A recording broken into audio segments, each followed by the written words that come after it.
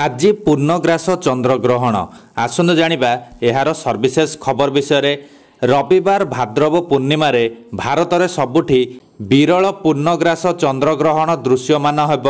यह भारत समेत Australia, Antarctica, New Zealand, Africa, प्रशांत महासागर, अंटार्कटिका महासागर आदि अंचल दृश्यमान हेब।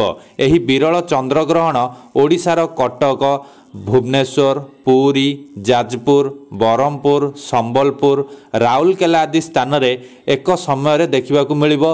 प्राय 19 वर्ष पर एही विरल चंद्रग्रहण पड़ी। असली खड़ीरत्न पंजिकार गणनाकार देवदर्शी खड़ीरत्न कहिसंती रविवार राति 9:57 ग्रहण स्पर्श करिबो। राति 11:01 पूर्णग्रास ग्रहण आरंभ हेब। राति 11:42 मध्य और राति 12:23 पूर्णग्रास ग्रहण शेष हेब। राति 1:27 ग्रहण सर्वमुख्य हेब। एणु चंद्रग्रहण स्पर्शर 9 घंटा पूर्वर अर्थात रविवार मध्याह्न 12:57 ठारू पाकत्याग सह अन्न भोजन और देवनीति निषेध करा जायछि। शेष थर 2006 मसीह सेप्टेम्बर 7 तारिख भाद्रव पूर्णिमा चंद्रग्रहण ओडिशा समेत सारा भारत में देखा देइथिला। पुणी 139 वर्ष पर अर्थात 2164 मसीहा सेप्टेम्बर 30 तारिख रविवार भाद्रव पूर्णिमा चंद्रग्रहण भारत में दृश्यमान हेब।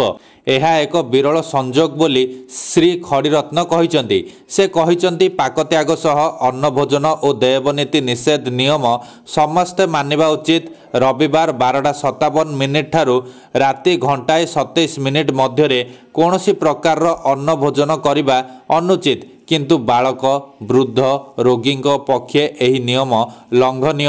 ग्रहण समय गर्भवती महिला माने एही राति ग्रहण को न देखि कोଳରେ एक नड़िया रखी घर भितर रही श्री विष्णु जगन्नाथ को मने मने स्मरण करने उचित।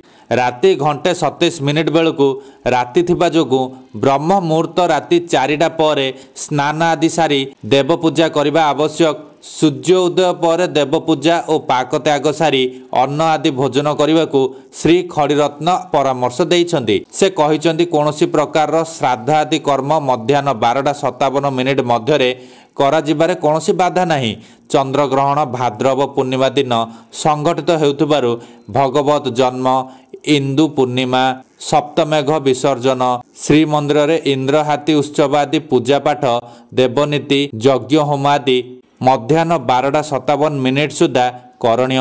ग्रहण छाड़िबा परे श्रीक्षेत्र रे महानदी, बिंदुसागर, नाभिगया, बैतरणी और महानदी जल स्नान कले अक्षय पुण्य फल प्राप्ति होइथाय बोली श्री खड़ीरत्न कहिसंती।